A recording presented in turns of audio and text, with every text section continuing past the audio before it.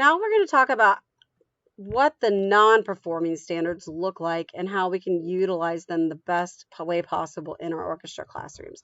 And this is where I'm really excited to hopefully get some really good feedback from everyone about what you do with these non-performing standards in your orchestra classroom. So the first one is the creating standard. So this is about improvising. It can be melodies and rhythms. So some ideas here. When you're doing any kind of improv, especially beginning improv, give really simple parameters. Give them only 2 notes to improv, or even 1 note if you're going to do just a rhythm. Give them a chord track and just have them pass 1 improv rhythm, 1 made-up rhythm. Keep it simple to start. It doesn't have to be extremely complex. There's all kinds of free chord tracks on YouTube and online that you can access that they can play little rhythms over, or simple melodies that they can, tell them that it can be 4 beats or 2 measures.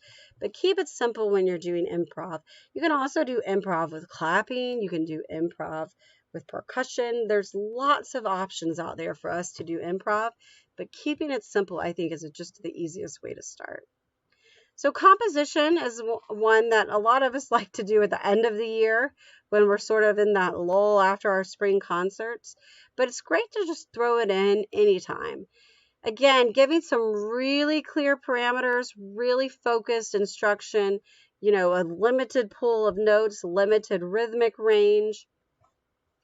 And if you're giving students a composition project, then you have to either provide them with some kind of template to write on, or they have to have the writing skills to match, meaning obviously they're going to have staff paper, but if you're not going to include the clef already in there for them, then they have to know how to draw the clef, time signature, key signature, how to draw the note heads and the stems the right direction. So you have to really front load some of that with some writing skills, or you have to give them a template to use that's going to do it for them. A great way that we can make this happen is using some of the free online programs that will let them write music for free. There are some free, versions of Finale Notepad, Noteflight, MuseScore, different things like that. But finding a way to make sure that the writing skills don't inhibit their ability to compose. We can have them compose and just write out the note names, or write simple rhythm compositions, all kinds of options. So arranging, that seems like a really scary thing to say if you're talking about arranging with 6th graders, but we can keep it very simple. We can take a simple melody and change it to a different key, doing Mary Had a Little Lamb in a different key, or taking Mary Had a Little Lamb in major and then making it minor by playing it starting on F natural. So changing the key of a familiar tune. Arranging can mean lots of things. It can mean, changing who has the melody. Okay, now cellos, you have this melody, you play the melody, and you all play the accompaniment. We learn parade music every year in my orchestra, and everyone learns the melody. So we rearrange it by letting the violins and violas play the bass line while the cellos and basses play the melody. So you can do a lot of simple ideas when it comes to arranging. It doesn't have to be them arranging a full piece of music. Now, as we get into the more advanced levels of orchestra, some kids are ready for that. Again, start simple. Give them 8 bars of something to arrange. Give them a simple melody.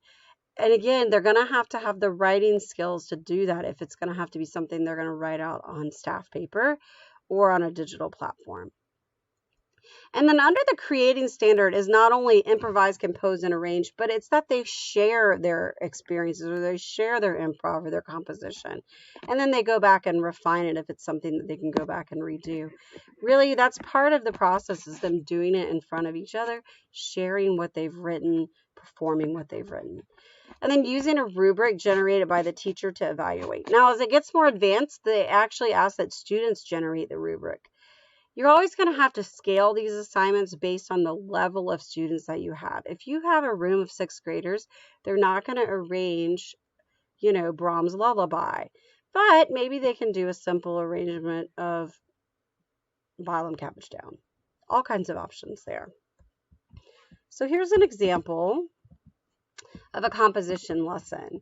So this one's done in Noteflight. They can put their name as the composer, So it walks them through it step by step. Change the title, click on the parts, and they click the instrument. They can delete out the one that they don't play. So if they're a violin, they delete the other lines, and then create a melody using the notes of the G major scale, quarter notes and half notes. So it's really giving some parameters. They can also use rest, and the first measure and last 2 beats are already done for them. So I only included the first page of this, but they can't change the blue notes there. And then once they've completed, listen to it and then play it on their instrument. So this is a great way to start. It's really, really clear. It's already got a lot of the writing skills taken care of for them. It's got the clef, it's got the time signature, it's going to draw on the notes going the right direction with the stems. And it gives them a set range of notes. It gives them a set number of durations that they can use. And so this is a great way to start a little simple composition. Okay, and then here's the rubric to go with this. So the evaluation is not only did their composition follow the instructions, did they use the notes in the scale, quarters and half, and follow the directions, but then also did they perform their composition and did they play it accurately?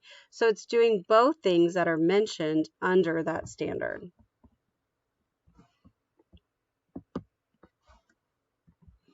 So responding is our next standard we're going to look at. That's a non-performance standard.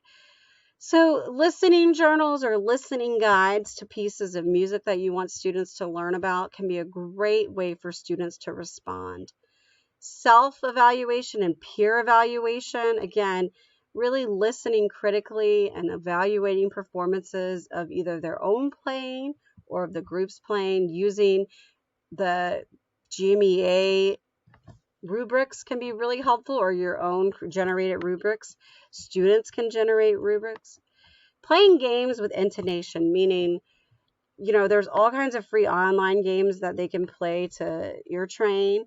You can play with the tuner apps and move the note until it gets in tune. Melody, harmony, and baseline identification. So have students play a little section of something, have them identify what's the melody, what's the harmony, and what's the baseline. They're really responding to what's in the music there. Having class discussions about the music, the mood of the music, what's going on, what they feel like the composer is trying to portray can be really, really great when it comes to responding to music. Dictation activities, simple rhythm patterns, or simple notes, or even I play, you plays. And then error detection, having students identify non-exemplars or to play something and say, where was my mistake? So here's a project that we did that's a responding project that was called a soundtrack project. And this is I'm going to take you first over to the actual project requirements. This is the sample of the project. So the students went through this step by step. They chose 10 parts of their life that they wanted to highlight. It could be anything from the time I got an award in class, or the time that I got inducted into Beta Club, or the time I took a trip to Florida with my family. Okay, and so they come up with any categories, and there's a separate sheet that goes with this with some suggestions. And then in the chart, they write down an explanation for their choices, like why they, what made them think of that and what they associate with that. So family vacation, summer, beach, whatever. Then they choose a song to represent that. So again, we're associating and responding to mood and music. Obviously we're careful with what kinds of songs we let students bring into class. Then they decide on an order for their soundtrack. It can be chronological, daytime order, all kinds of things, however they want to do it. They come up with a title for their soundtrack, and then they go and they make a Google slide and they create a playlist, and they include slide for each video, and they use videos that they find online, etc. And then they add details to their playlist. So their title, little explanations, they can add pictures, backgrounds, colors, fonts, all kinds of things. They can get as creative as they want, really to give their playlist some energy and some beauty behind it. And then they hand it in. And so then we use the rubric to grade how they used the responding standard in their soundtrack project. So obviously their chart was done. Each song is clearly explained. soundtrack is unique, it's thoughtful, it's clear they put in the work. Creative details were added to their slides, videos were used, and then they've used correct grammar, spelling, etc. And so this was a great project for my students, especially during digital learning, but even we've used it sometimes during digital days or just for an out, like after a concert activity, really getting students to share music they enjoy with us and that they associate with powerful memories. Sometimes students have shared memories that maybe were not necessarily happy memories, but were strong memories. Like they would share a song that they really connected with when they lost their grandmother. Or maybe they shared their favorite song that they danced to with their boyfriend at prom. And so, it's been really fun to see what students have shared. Sometimes they've shared birthday songs. A lot of kids share that as one of their timeline events is when they join orchestra, and the song that made them want to join orchestra, so much Pachelbel canon. But really seeing how students respond to music and sharing that with each other has been a great way to utilize our responding part of our GSE. And then connecting. So this is our last standard that we look at in our GSE document. This can be looking at careers in music. It's great to bring in people that can talk to your students about careers in music, or let students research or interview people, or now with Zoom, you can Zoom with people, but really sharing with students what kind of options are out there in the music industry. And we have more choices than ever, from music education to performance to music therapy to working in studio environments, music industry, music business. So really connecting it for students to see how they can use the skills they're learning in your class in the real world.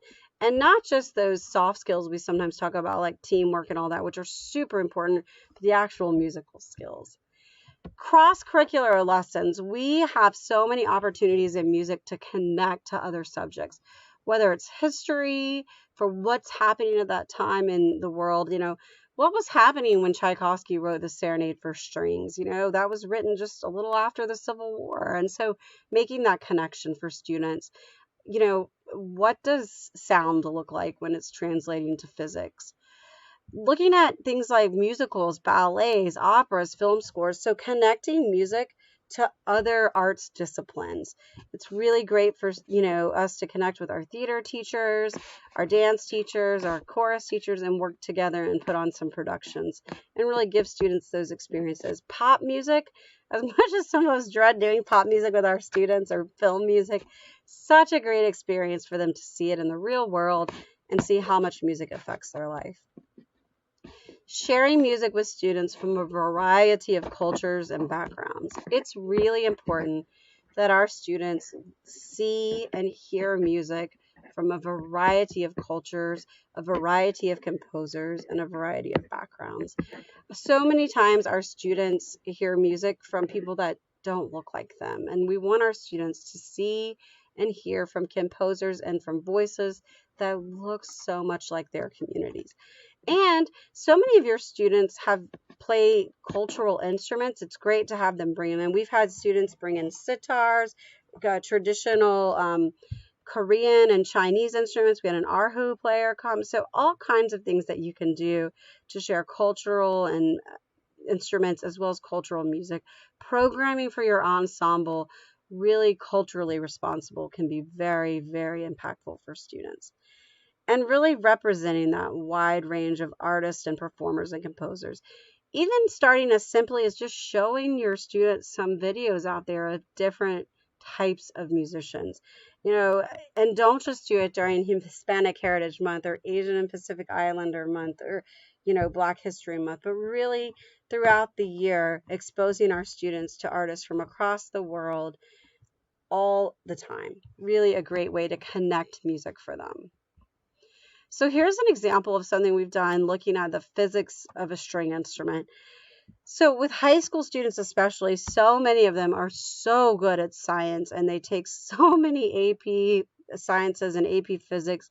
And so really having them learn about the physics of sound and how we use string tension and the string length and adjustment, and you have how all that works. And so we talk about physics of a string instrument. You can partner with your physics teachers, You can have someone come in. There's so many opportunities for you to really explain how a string instrument makes sound. And high school students especially can really grasp some of these more advanced concepts. Here are the examples of the harmonic sound waves and teaching students about this and how they look. These are just great ways that we can share with students different scientific ways of how sound is produced. So just another way to make a connection to something they may be learning somewhere else. If you look at, there's lots of free programs online that will show you the sine waves or map your sound waves, teaching them about how the tuner works and the hertz and what all that means. That seems really silly, but that's a connection for so many kids. And it really makes a difference when you're talking about that cross-curricular connection. So hopefully you've picked up a few tips and tricks that will work for your classroom when it comes to implementing and using our Georgia Standards of Excellence. I'm really hoping that we hear from some of you all about some of your great ideas, how you use some of these standards that are not performing standards in your classroom, or something you've noticed about the standards and how they work in your classroom, or maybe your district does something completely different. It'd be really interesting to hear what's working for you. So hopefully we get some great feedback and we get some comments going in our discussion post. If you ever need anything, please don't hesitate to reach out. I am here to help, and I look forward to hearing from you all soon.